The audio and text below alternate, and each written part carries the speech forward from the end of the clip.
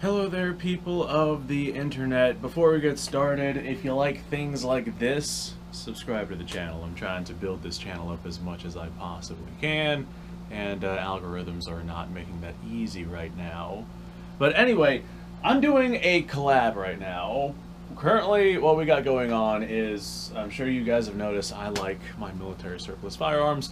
Me and a couple of other YouTube channels, Mississippi Milsurp, Tac Nerd, Geary Gunderson, Hobo Factory, and Arasaka Type 99. All of them are going to be linked down in the description below, along with a couple of other links for things that I just find interesting. We might have 8mm Mauser Man hop onto this collab as well, but even if he doesn't, I'm still going to give him a shout out because his channel is, quite frankly, phenomenal, and if you haven't seen it, go check it out. So, the idea with the collab is we have to go through, I guess, what we own. I'm not entirely sure if that is a rule, but I own so many things that that's how I'm going to play it. I'm going through what I own, and I'm going to pick some sort of military surplus firearm, both rifle and handgun, to serve as like a combo for practical purposes, and we'll let your imagination wonder what those practical purposes are. A couple of stipulations. One, to help encourage people to not pick an SKS or an M1 Grand, we decided to go with bolt action rifles only. And two, to encourage people to not pick the Ishapur 2A1, which everybody would do. We decided to go ahead and make it to where ammo availability doesn't matter. Like, you have an unlimited supply of ammunition, so go for it and take your pick on what it is that you would want in terms of a bolt action rifle that's a military surplus rifle that has like unlimited ammunition. This way we don't have to worry about arguments of, oh, 7.62 NATO is the most abundant round, it's not going anywhere within our lifetime, so choosing anything else would be stupid. Well, that's not a problem for this collab, alright? So, like I said, to help encourage people picking different things and different options, we decided to go with that little set of rules. Now, that being said, boy oh boy, does that open up some significant possibilities, because I had a very, very, very, very tough time trying to pick and choose what it is that I wanted to serve as a bolt-action military surplus rifle in a world of difficulties. And if you just have like this unlimited surplus of ammo. Ultimately, what I ended up going with, I thought about a couple of different things. I was thinking about like 6.5 rounds and how they're light recoiling, light retort. They're pretty good at longer distances. I was looking at the Japanese rifles. I was looking at Arasakas. As a matter of fact, I got my Japanese rifle right here. This is my Type 38 Arasaka. Ultimately, I decided not to go with Japanese rifles. They got their limitations, and we'll cover that whenever I go over some of the rifles that I actually did decide to go with. I thought about French guns. They're not exactly cutting-edge technology, but they're there. They exist. The MOS 36, I believe that's the designation. That's a really simple, easy-to-use bolt-action rifle. I thought about Carcanos. You got your 6-round in-block clip, really quick and easy to load while you use. I'd probably go with a carbine version if I was going to pick a Carcano, but I'm not picking a Carcano, so we don't really got to worry about that. I thought about Mausers and Mosin-Nagants, but they're all just 5-shot bolt-action rifles. Ultimately, what I decided to go with was this doohickey right here. This is a number 5 jungle carbine. This particular one is a fake one. It's actually built off of a number 1 Mark III, made to look like a number 5 jungle carbine, but the number 5 jungle carbine is what we're going to basically be talking about here. If I had to pick a rifle, just for practical purposes, and I could, like, I had unlimited ammo, and I could just pick a rifle, a bolt-action military surplus rifle, and run with it. The reason why I would pick this is, one, very lightweight. It's significantly lightweight in comparison to all of the other infield rifles out there, be it number 1 Mark III, number 4, your Ishapore 2A1s, all of them. This is significantly lighter and significantly easier to handle because it has been cut down. On top of that, we have all the benefits of your infield action. These rifles right here are notorious for being extremely fast to run. They got like a 45-degree bolt throw on it to where you can cycle the action incredibly quickly. It's a cock-on-close action, so you're not fighting spring tension while you're trying to extract a round. That could be beneficial if you're dealing with subpar climates like mud or ice or dirt or sand or something like that that you might find in a bad situation. On top of that, we also have external magazines. Yep, this one right here does come out. It's got some jangly stuff inside of it because I've actually got this set up to be a 5-shot magazine for hunting season. Hunting season is coming up. But you got your external magazine, so you can pull your old mag out, put a new mag in, versus having to rely on stripper clips like you would have to rely on, say, like a Mauser action or a Mosin Nagant action or something like that. Those are pretty much the big benefits. The big thing with the number 5 carbine, the rear sight is on the rear of the receiver. This right here is not indicative of what you would see on a real number 5, but the rear sight is on the rear of the receiver, and it's an aperture sight. In my own personal opinion, I think that the aperture sights are superior to the leaf sight that's sitting forward of the receiver. The aperture sight in the rear of the receiver is just easier to see and easier to make target acquisitions with. It's easier to pick up on whenever you're trying to move quickly.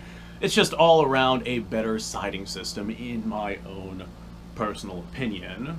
303 British does have some issues with rim lock, but the reality is that if you you just kind of force your way through rim lock. Anyone who's ever fired 303 British, they know that as long as you don't baby the rifle, you can literally just force your way through some rim lock, and you're not going to have much issue with that.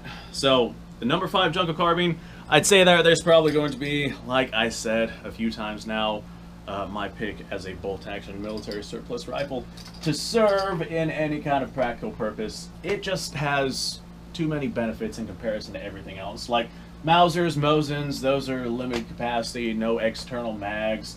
A lot of your rifles, they're not cut down like this, and they're super heavy in comparison to something like this.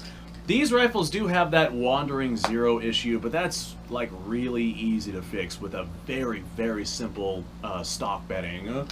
We also have these muzzle brakes up here at the front. These barrels, I'm not quite sure how long they actually are, but they are shorter than the number 1 Mark III barrels or the number 4 Mark Is from the rifles that preceded these. And they got these flash hiders on them so you don't like mess your teeth up inside your skull from the concussive force of the blast of firing. Anyone who's fired like an M44 Mosin Nagant, I have one here. I do not. An M44 Mosin Nagant knows that the concussive blast that comes off that round gives you like dentist work as it rattles the teeth inside of your skull. This right here does a great job at stopping that and making the rifle much more pleasant to shoot. So it's got its benefits in comparison to everything else, which has some pretty significant drawbacks. I'd say that right there would probably be the way to go if we were stuck with a bolt-action military surplus rifle. I thought about the Ishapore 2A1 even without the limitations of ammunition. 7.62 NATO is a rimless cartridge, but the infield action is just not designed for 7.62 NATO.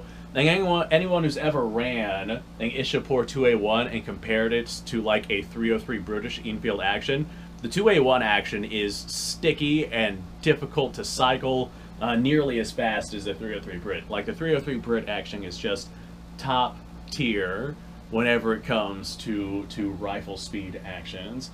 Alright, on to the handgun. The handgun was a little bit more difficult for me to pick. I wanted to pick something with high capacity. I wanted to pick something that was easy to work on. I wanted to pick just things that are good for XYZ purposes. And ultimately, I think I found a good little common ground. I do want to say one thing, though.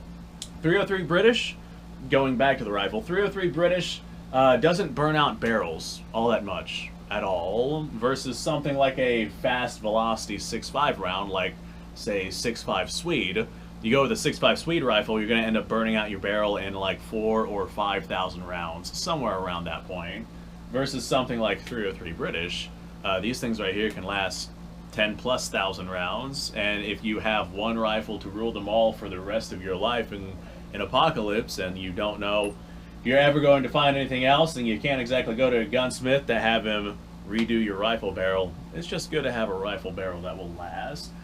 Alright, so ultimately what I decided to go with for a long-term not good situation is a Zastava M88A. These right here are basically Tokarevs that are chambered in 9mm. I'm sure a lot of people are going to say, no, go for the high power. Every time I make a video like this, no, they're like, no, high power is absolutely the way to go.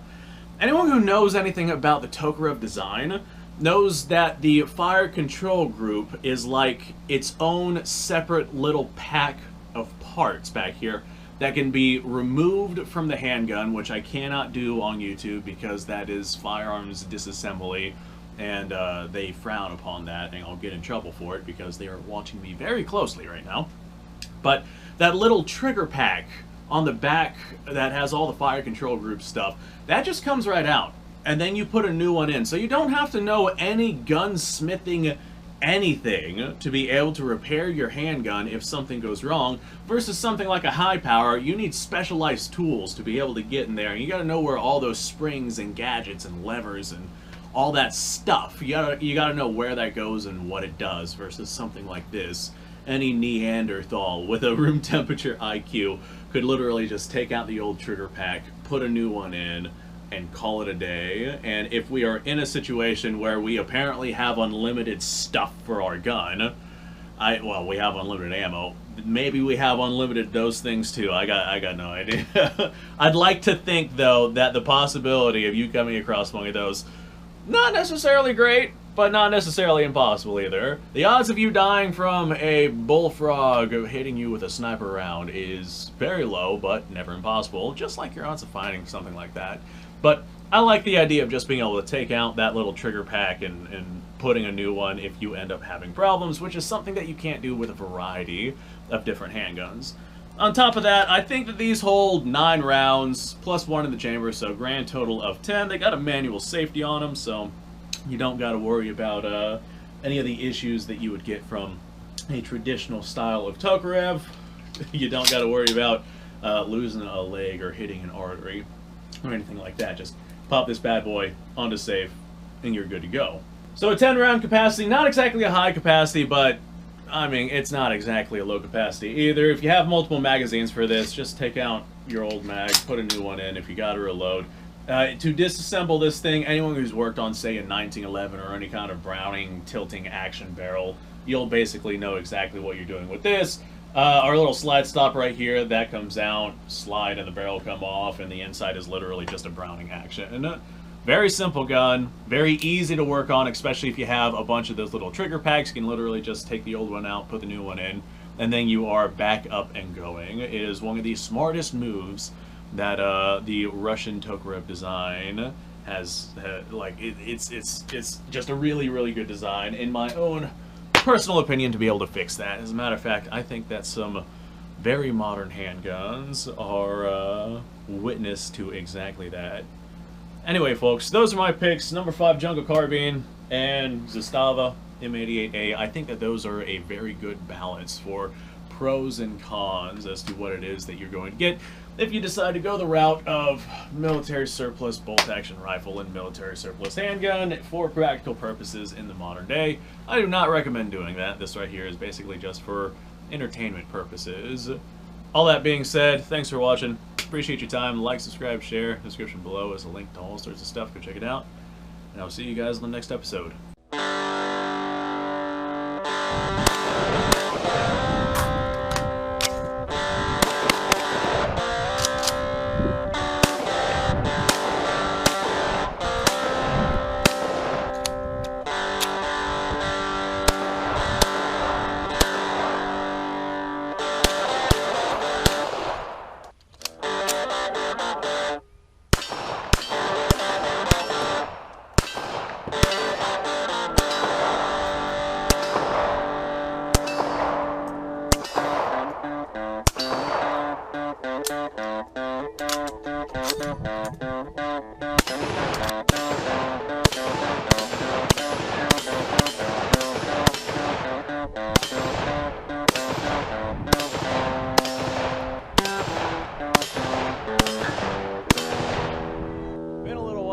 I've done this.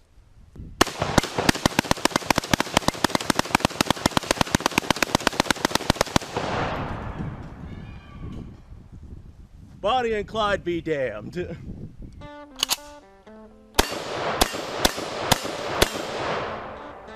Poor man's Garrett.